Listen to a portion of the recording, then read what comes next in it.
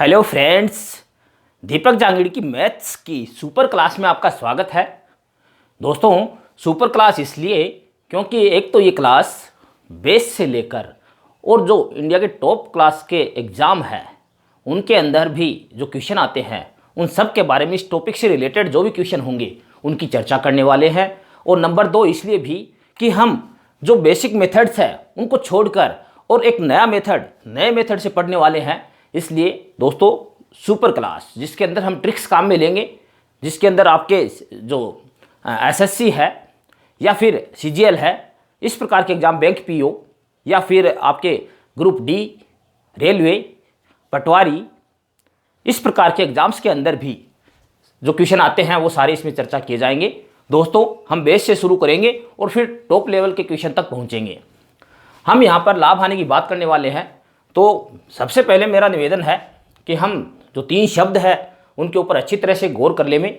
एक शब्द है क्रय मूल्य, जिसे हम इस क्लास में सीपी कहने वाले हैं, कॉस्ट प्राइस। दूसरा है विक्रय मूल्य, जिसे हम इस क्लास में सेलिंग प्राइस के नाम से बोलने वाले हैं, सेलिंग प्राइस एसपी। और तीसरा दोस्तों अंकित मूल्य। और चौथा शब्द है बट्टा, जिसे हम डी नाम से, डिस्काउंट नाम से संबोधित करने वाले हैं इस क्लास में। दोस्तों, सबसे पहले ये जान लीजिए, ये सब चीज़ें ग्राहक के लिए न होकर दुकानदार के लिए लागू है। जैसे हम यदि ये कहें कि क्रय मूल्य, खरीदने का मूल्य, तो खरीदने का मूल्य जो ग्राहक जिस रुपए में खरीद रहा वो नहीं है। यहाँ पर दुकानदार ने कोई चीज़ किस रुपए में खरीदी है वो सीपी है, कॉस्ट प्राइस है। दुकानदार ने जिस मूल्य पर वो चीज़ बेची है वो एसपी है। अंकित मूल्य का अर्थ हो गया है वस्तु के पैकेट के ऊपर या चीज़ के ऊपर जो पैसे लिखे हुए हैं। जैसे मान लीजिए कोलगेट का पैकेट है, उसके ऊपर 19 रुपये लिखे हुए हैं, तो वो कहलाएगा इसका अंकित मूल्य। और बटा का अर्थ है डिस्काउंट, छूट, दुकानदार ने जितनी दी है वो छूट। तो दोस्तों, सबसे पहले ये क्लियर करना जरूरी है कि ये सब चीज़ें सीपी, एसपी और ये डी, ये सब चीज़ें किसी दुकानदार के लिए लागू होती है।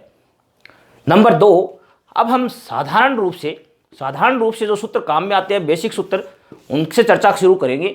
यहाँ पे हम देखते हैं, जैसे एक उदाहरण लेते हैं। मान लीजिए एक दुकानदार ने 800 रुपये में चीज़ खरीदी, 800 रुपये में खरीदी है चीज़ को और 1000 रुपये में बेच दिया है, 1000 रुपये में बेच दिया है। तो दोस्तों, हम कहेंगे 800 में दुकानदार ने खरीदी है इसलिए ये सीपी है।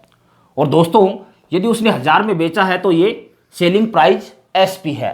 अब मैं एक एसपी और लिखना चाहता हूं यहाँ पे। मान लीजिए उसने ये चीज़ 500 में बेची होती, ये भी बेची इसलिए एसपी होगी। हम यहाँ पे 2 उदाहरण ले रहे हैं, 800 की खरीदी है और उसने या तो फिर 1000 में बेची है या फिर 500 में बेची है।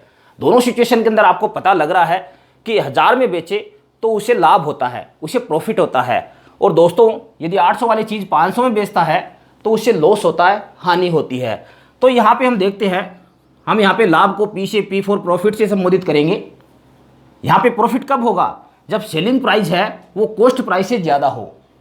सेलिंग प्राइस में से कॉस्ट प्राइस घटा देवे, विक्रय मूल्य में से क्रय मूल्य घटा देवे, यानी एसपी माइनस सीपी, तो हमारा फॉर्मूला बन जाता है प्रॉफिट का। अब हम देखते हैं दोस्तों, लॉस का, हानि कब हो रही है? जब खरीदा ज़्यादा में है और बेचा कम में है, सीपी ज़्यादा हो एसपी से। तो यहाँ पे फॉर्मूला बन जाएगा दोस्तों सीपी माइनस एसपी। ये formula number 1। Formula number 2 basic formulas है, ये नंबर 1, ये नंबर 2। अब हम दोस्तों फॉर्मूला नंबर 1 है, उसके अंदर कुछ ऑपरेशंस करते हैं और देखते हैं आगे इससे और फॉर्मूला बनते हैं वो। यदि मैं सीपी का पक्षांतरण इधर कर देता हूं और पी का पक्षांतरण इधर कर देता हूं, और तो दोस्तों आपको पता ही है पक्ष बदलने पर जो निशान होते हैं प्लस माइनस के वो बदल जाते हैं। मैंने सीपी का पक्षांतरण इधर कर दिया है, सीपी बराबर, यहाँ एसपी पहले से ही था, पी लेके आया हूं, पी यहाँ पे प्लस का, यहाँ पे जाके माइनस का। इसी प्रकार दोस्तों इसके अंदर भी मैं सीपी को यहीं छोड़ के एसपी को ले जाता हूं, तो यहाँ पे एल तो पहले से ही है और एसपी और चला जाएगा, एल प्लस एसपी हो जाएगा। सीपी बराबर SP में L जुड़ जाएगा, SP जोड़ L। ये दो फॉर्मूलाज बन गए हैं जब हमें लाभ हानि दे रखे। SP में से यदि लाभ घटाते हैं तो CP आ जाता है, SP में यदि हानि जोड़ दें तो भी CP आ जाता है। दोस्तों इसके अंदर ऑपरेशन और करते हैं। यहाँ पे SP है उसको छोड़ के CP इधर ले गए तो SP बराबर ये CP इधर प्लस हो गया है, SP बराबर ये CP उधर ले गए तो CP plus P, CP plus P। इसी प्रकार इसके अंदर SP है उसको इधर ले जाए, L को इधर ले जाए तो SP बराबर CP माइनस L, SP बराबर CP माइनस L। दोस्तों ये 6 फॉर्मूलाज जो दो ही फॉर्मूले से बने हुए हैं, ये बेसिक फॉर्मूलाज है इस चैप्टर के, हमें याद रखने हैं।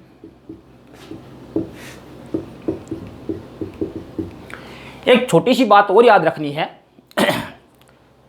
थोड़ा सा आप याद रख पाए तो, इसमें प्रॉफिट माइनस हो रहा है CP निकालने में, यहाँ पे प्रॉफिट प्लस हो रहा है SP निकालने में। इसी प्रकार यहाँ पर लॉस है वो जुड़ रहा है CP निकालने में, और SP निकालने में लॉस है वो घट रहा है CP में से।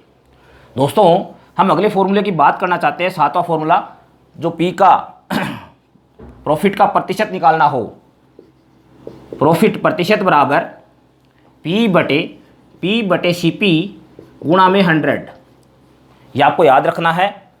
बेस में हमेशा ही यहाँ पे CP रहेगा, क्रय मूल्य रहेगा, क्योंकि क्रय मूल्य पर ही लाभ ही या हानि होती है, इसलिए बेस में आपको CP रखना है। इसी प्रकार से 8th फॉर्मूला हम देखते हैं। 8th फॉर्मूला लॉस परसेंट का है। इसके अंदर देखते हैं हम लॉस बटे CP इंटू 100। यहाँ पर भी CP पर ही लॉस या प्रॉफिट होता है, इसलिए CP ही बेस में रहेगा।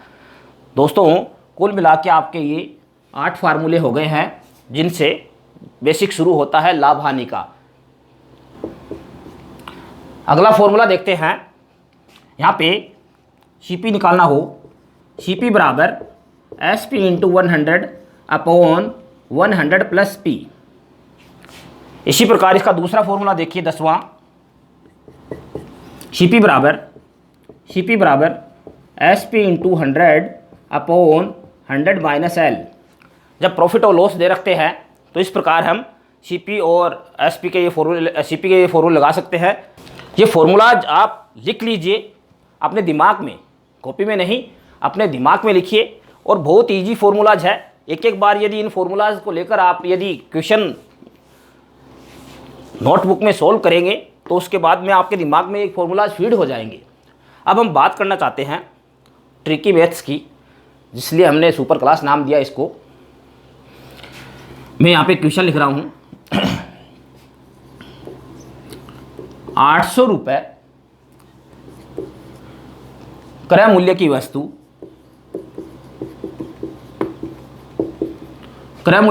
को 10% हानि से बेचने पर सेलिंग प्राइस क्या होगा। बहुत इजी सा बेसिक क्वेश्चन है। मेरे दोस्त कहेंगे कि 800 का 10% निकालेंगे और 800 का 10% निकाल के जो भी आएगा वो 800 में से घटा देंगे, या सीधा ही 800 का 90% कर देंगे, SP आ जाएगा। लेकिन यहाँ पे हम बात करना चाहते हैं एक ट्रिकी मैथ्स की, जिसको आगे जाके फिर बड़े क्वेश्चन भी उससे सॉल्व होंगे। तो दोस्तों इस प्रकार है कि यहाँ पे जो भी हमें हानि दे रखी है,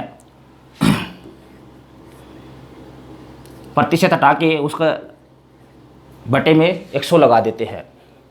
इसका सरलतम रूप लिख लेते हैं, 10 से कम 10, 10 250। इसका जो ऊपर वाला पार्ट है यदि हानि था तो ये लॉस होगा, नीचे वाला पार्ट यहाँ पे CP होगा। अब दोस्तों यदि हमें SP निकालने के लिए कहा गया है, सेलिंग प्राइस क्या होगा, हमें पता है CP में से यदि लॉस कम कर दिया जाए तो SP आ जाता है, यानी 10 में से 1 कम कर देते हैं तो 9 यूनिट। ये आपको ध्यान रखना है। एक तो यहाँ पे फॉर्मूला बेसिक काम आया, SP बराबर 10 में से 1 चला गया, यहाँ पे CP में से L चला गया है, 9 यूनिट हो गया है। अब दोस्तों यहाँ गौर करना है, ये CP हमारे पास है हमारे फॉर्मूला का, ये CP क्वेश्चन का है, दोनों इक्वल रख देते हैं। 10 यूनिट बराबर 10 यूनिट बराबर 800, 1 यूनिट निकाल लेते हैं, 10 का भाग लगा देते हैं 80, 9 यूनिट निकालनी थी क्योंकि एसपी निकालना है। 9 यूनिट बराबर 80 को 9 से गुणा कर देते हैं, 80 गुणा 9 720 रुपये। दोस्तों अब इतना हमें दिमाग चाहिए, ये तो एक इजी सा क्वेश्चन लिया हमने, यहाँ पे डबल जीरो वाला नंबर ले लिया, यहाँ पर भी जीरो वाला नंबर ले लिया है। इससे किसी प्रकार के इस टाइप का जो सवाल हो उसे आसानी से निकाल सकते हैं। एक उदाहरण और देखिए,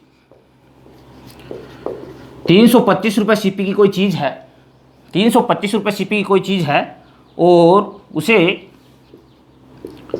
12.5% प्रॉफिट में बेचा जाता है, तो एसपी क्या होगा। यहाँ पे हमें वही करना है, इसे सरल कर लेते हैं।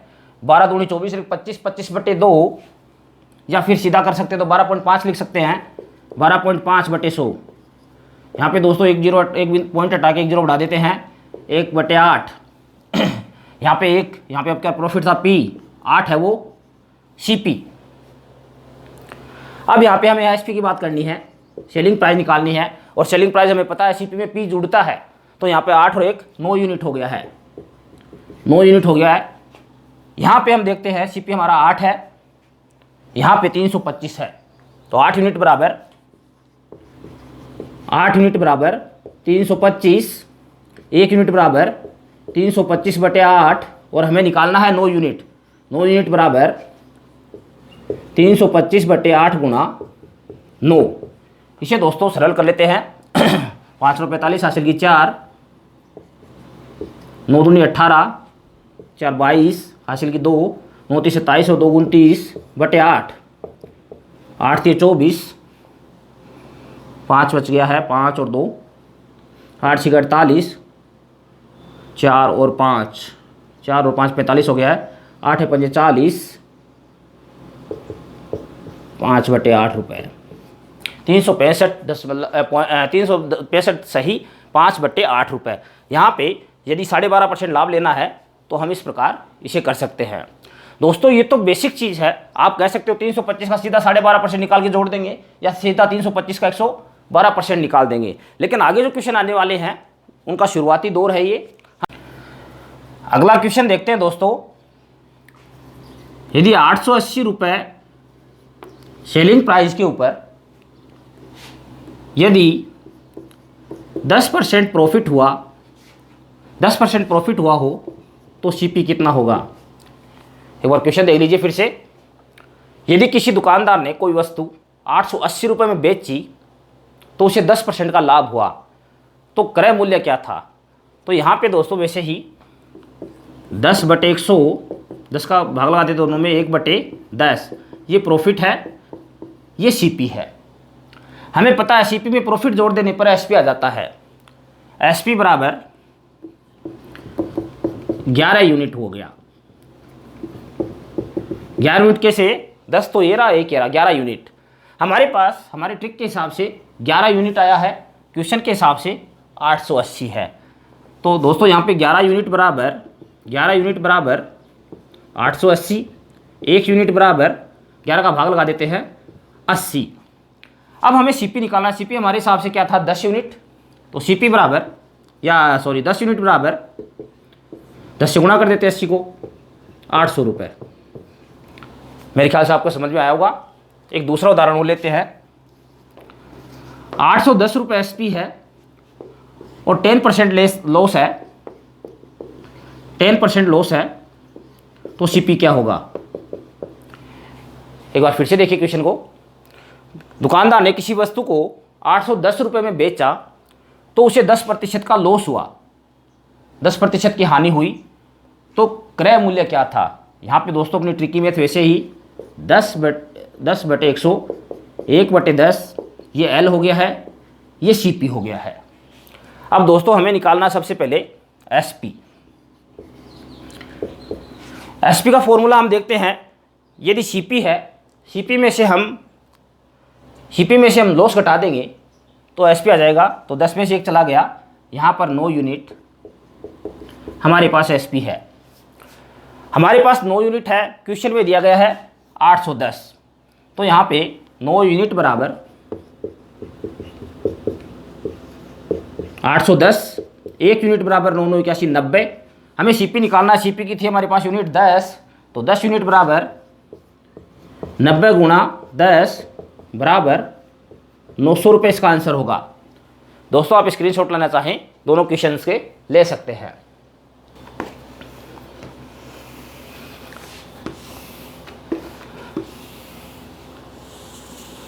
अगले टाइप का क्वेश्चन देखते हैं दोस्तों।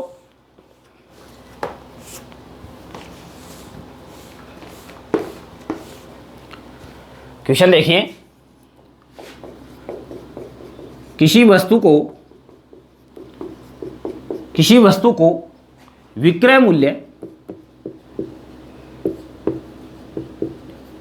मूल्य यानी एसपी, सेलिंग प्राइस, विक्रय मूल्य पर 16 से ही 2/3% लाभ पर बेचा गया।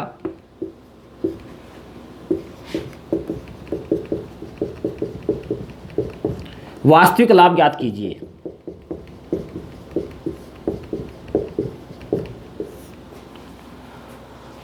क्वेश्चन अच्छी तरह से देख लीजिए। यहां पे विक्रय मूल्य दे रखा है, यह बात गौर करने की है। यहां पे विक्रय मूल्य के ऊपर लाभ बता रहे हैं, विक्रय मूल्य के ऊपर 16.5% से ही 2/3% लाभ है, तो वास्तविक लाभ कितना हुआ। दोस्तों इस टाइप का क्वेश्चन आ जाए तो हमें वैसे ही करना है, इसे सरल कर लेते हैं। 16 × 48 और 2 50, 50/3 और प्रतिशत आए तो बटे में 100, बटे 1 लगा देते हैं, पलट के लिए आते हैं। 50/3 गुणा 1/100, 50/300, 50 का भाग लगा देते हैं 1/6। यहाँ पे ये लाभ दे रखा है इसलिए प्रॉफिट है, लेकिन ये दोस्तों क्या सीपी नहीं होगा। क्यों? क्योंकि यहाँ पर विक्रय मूल्य पर दे रखा है, इसलिए ये एसपी होगा, ये एसपी होगा। अब एसपी में सीपी निकालना हमें, क्योंकि लाभ वास्तविक लाभ की गणना है सीपी पे ही होगी, तो सीपी यहाँ पे एसपी में से पी घटा दे में, विक्रय मूल्य में से लाभ घटा दे में, तो सीपी आ जाएगा। सीपी आ गया है 5 यूनिट, सीपी आ गया है 5 यूनिट। और अब हमें वास्तविक लाभ निकालना है, तो लाभ का सूत्र आपको पता ही है, लाभ प्रतिशत का, P बराबर यहाँ पे हम देखते हैं P 1 हुआ था, CP है 5 गुणा 100, प्रतिशत में निकाल रहे हैं हम P प्रतिशत। अगला उदाहरण देखते हैं दोस्तों इसी प्रकार का एक और। किसी वस्तु को विक्रय मूल्य यानी एसपी, सेलिंग प्राइस, ये नाम आप जब तक एकदम दिमाग में नहीं बिठा लेंगे तब तक गड़बड़ है, पर 20% हानि से बेचा गया, 20% हानि से बेचा गया,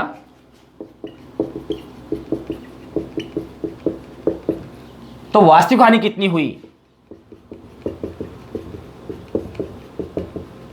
वास्तविक हानि कितनी हुई, ये क्वेश्चन वैसा ही है, वहां पे लाभ है, यहाँ पे हानि है। ये विक्रय मूल्य के ऊपर चल रहा है, इसलिए हमें ध्यान रखना है कि जो बटे में आएगा वो विक्रय मूल्य होगा, न कि क्रय मूल्य। तो यहाँ पे दोस्तों अपने ट्रिक के हिसाब से 20/100 बराबर 1/5, यहाँ पे 1 है लॉस, 5 है एसपी। यहाँ पे हम सीपी निकालेंगे, तो सीपी यहाँ पे हमें पता है, एसपी जो है उसमें यदि लॉस और जोड़ दें तो सीपी आ जाएगा, तो सीपी हो गया यहाँ पे 6। अब यहाँ पे लॉस परसेंट देखिए, हानि प्रतिशत बराबर हानि बटे 106 गुणा हानि बटे क्रय मूल्य गुणा 100, यानी 100/6, 6 कम 6, 4 बच गया है, 6 6 36, 4/6, 16 सही 2/3%। ये वास्तविक हानि होगी। आप स्क्रीनशॉट लेना चाहें दोस्तों ले सकते हैं। अगले टाइप का क्वेश्चन देखते हैं दोस्तों, जो एग्जाम्स के अंदर कई बार आ चुके हैं वैसे क्वेश्चंस।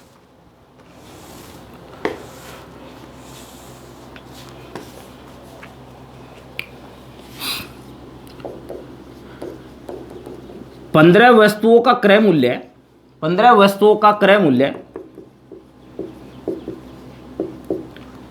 10 वस्तुओं के विक्रय मूल्य के बराबर है। 10 वस्तुओं के विक्रय मूल्य के समान है, बराबर है, तो लाभ या हानि है वो प्रतिशत में कितनी होगी। यहां पे देखते हैं हम, क्रय मूल्य ये सीपी है, विक्रय मूल्य ये एसपी है। मतलब 15 रुपये का 15 वस्तुओं का सीपी है वो बराबर है 10 वस्तुओं के एसपी के बराबर। क्रॉस मल्टीप्लाई कर देते हैं, जो शब्द है वो शब्द के नीचे ले आते हैं, अंक अंक के नीचे ले जाते हैं। तो यहाँ पे सीपी बटे एसपी बराबर 10 बटे 15। इसका सरलतम रूप कर लेते हैं 2 बटे 3। यहाँ पे हमें साफ पता लग रहा है सीपी है वो 2 है, एसपी है वो 3 है। खरीदने का मूल्य 2, बेचने का 3, तो लाभ हो गया है पी बराबर हो गया है 1। 3 में से 2 चला गया है 1। अब यहाँ पे यदि हम प्रॉफिट परसेंट निकाले, प्रॉफिट परसेंट हमें पता ही है, प्रॉफिट बटे सीपी गुणा 100, 100 में 2 का भाग लगा देते हैं। यहाँ पे दुकानदार को 50% लाभ होगा। दोस्तों इसी प्रकार हम दूसरा उदाहरण देखते हैं, इसको उल्टा कर देते हैं, या फिर दूसरा ले लेते उदाहरण, 12 वस्तुओं का क्रय मूल्य 15 वस्तुओं के विक्रय मूल्य के बराबर है, तो प्रॉफिट या लॉस दुकानदार को प्रतिशत में कितना होगा। यहाँ पे वही हमारी ट्रिक लगानी है हमें। 12 वस्तुओं का क्रय मूल्य है तो 12 सीपी बराबर 15 वस्तुओं का विक्रय मूल्य के बराबर है 15 एसपी। यहाँ पे दोस्तों क्रॉस मल्टीप्लाई कर देते हैं, सीपी बटे एसपी बराबर 15 बटे 12।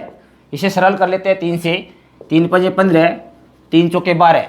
अब की बार हम देखते हैं क्रय मूल्य है वो 5 है, विक्रय मूल्य 4 है, इसलिए साफ पता लग रहा लॉस हो गया, हानि हो रही है। लॉस बराबर 1। अब लॉस प्रतिशत निकाल देते हैं। लॉस प्रतिशत निकाले तो ध्यान में रखना बट्टे में हमेशा क्रय मूल्य रखना है, इसलिए लॉस बटे क्रय मूल्य हमारे पास 5 है, 4 मत ले लेना, गुणा 100, 5 का भाग लगा देते 100 में, 20% का लॉस हो गया है। दोस्तों आप स्क्रीनशॉट लेना चाहे इसका ले सकते हैं। अगले टाइप का क्वेश्चन देखते हैं दोस्तों, मैं मिटा देता हूं मैं।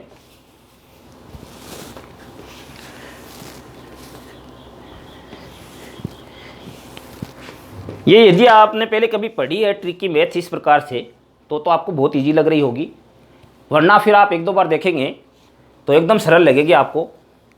अगला क्वेश्चन देखते हैं, 12 वस्तुओं का क्रय मूल्य बराबर दे रखा है 9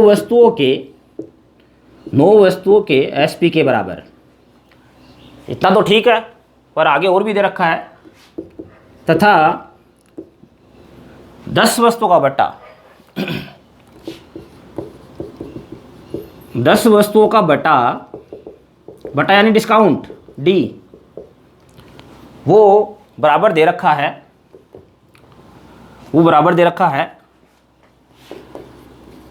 5 वस्तुओं के लाभ के बराबर। लाभ होता पी। क्वेश्चन एक बार फिर से देखते हैं दोस्तों। 12 वस्तुओं का क्रय मूल्य 9 वस्तुओं के विक्रय मूल्य के बराबर है, और दुकानदार जो बटा दे रहा है वह बटा 10 वस्तुओं के ऊपर उतना बटा देता है जितना कि 5 वस्तुओं का लाभ होता है।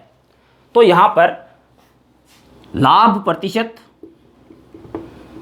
और बटा प्रतिशत में अंतर कितना होगा वो फाइंड करना है। एक बार दोस्तों क्वेश्चन फिर से देख लीजिए।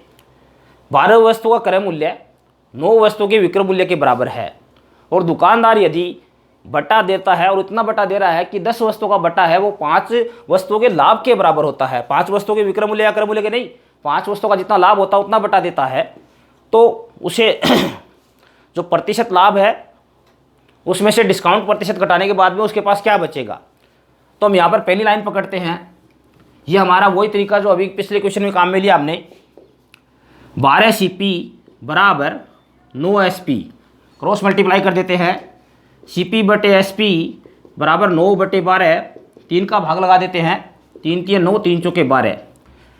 यहाँ पे हमें साफ पता लग रहा है सेलिंग प्राइस ज़्यादा है इसलिए लाभ हो गया है। प्रॉफिट कितना हुआ, 4 में से 3 घटा देते हैं 1, प्रॉफिट प्रतिशत निकाल देते हैं। प्रॉफिट प्रतिशत बराबर प्रॉफिट बटे क्रय मूल्य। देखिए यहाँ पे 3 है, 3 गुणा में 100, 100 में 3 का भाग लगा देते हैं, 33.33%। ये तो हो गया दोस्तों लाभ प्रतिशत। अब दूसरी लाइन पकड़ते हैं। डिस्काउंट जो है वो 5 वस्तुओं के लाभ के बराबर है, तो यहाँ पे 10 वस्तुओं के डिस्काउंट के बराबर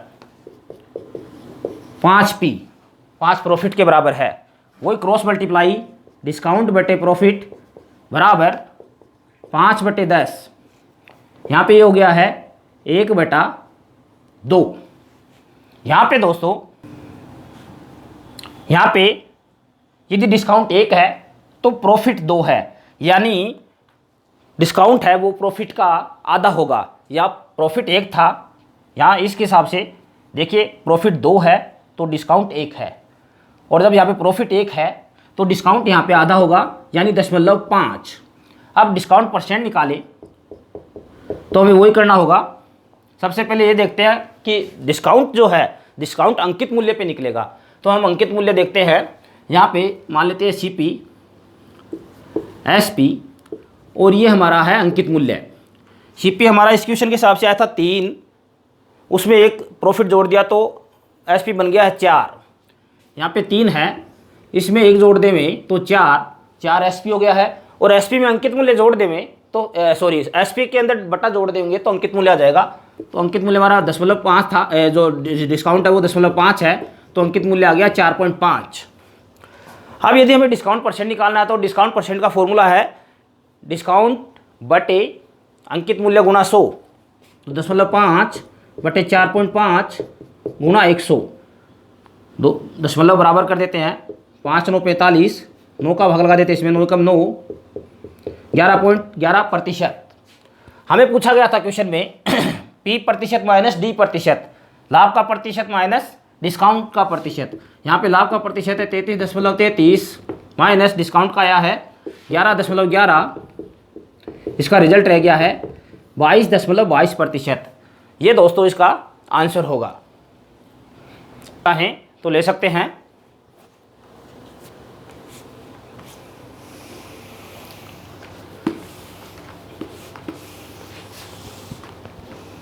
अगले टाइप का क्वेश्चन देखते हैं।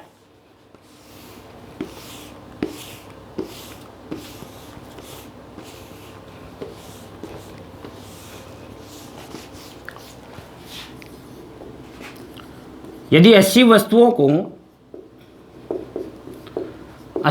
को बेचने पर 10 वस्तुओं के विक्रय मूल्य यानी SP 10 वस्तुओं के विक्रय मूल्य के बराबर हानि होती है, तो हानि का प्रतिशत लाभ का प्रतिशत क्या, हानि का प्रतिशत क्या होगा, लॉस परसेंट। एक बार फिर से क्वेश्चन को समझते हैं। कोई दुकानदार यदि 80 वस्तुओं को बेचता है तो 80 वस्तुओं को बेचने पर उसको 10 वस्तुओं के विक्रय मूल्य जितनी हानि हो गई, 10 वस्तुओं के विक्रय मूल्य जितनी हानि हो गई, तो वास्तव में उसे हानि प्रतिशत कितना हुआ। यहाँ पे हम ये मान लेते हैं कि एक वस्तु का विक्रय मूल्य बराबर 1 रुपये मान लेते हैं। यहाँ पर उसे 10 वस्तुओं के विक्रय मूल्य जितनी हानि हुई है, तो 10 वस्तुओं का विक्रय मूल्य सीधी सी बात पड़ी है 10 रुपये हो जाएगा, तो हानि हो गई उसे, हानि बराबर 10 रुपये। अब यहाँ पे हम CP निकालते हैं, और CP हमें पता है हानि है CP में जुड़ती है, तो CP बराबर यहाँ पर 80 वस्तुएं थी, 80 जोड़ 10 बराबर 90। हानि प्रतिशत निकालना चाहें, हानि प्रतिशत बराबर हानि कितने की हुई थी, 10/90 गुणा में 100, 1 0 से 0 काट देते हैं, 9 एकम 9, 9 एकम 9, 11 सही 1/9% उसे हानि हो जाएगी। आप दोस्तों स्क्रीनशॉट लेना चाहें तो ले सकते हैं।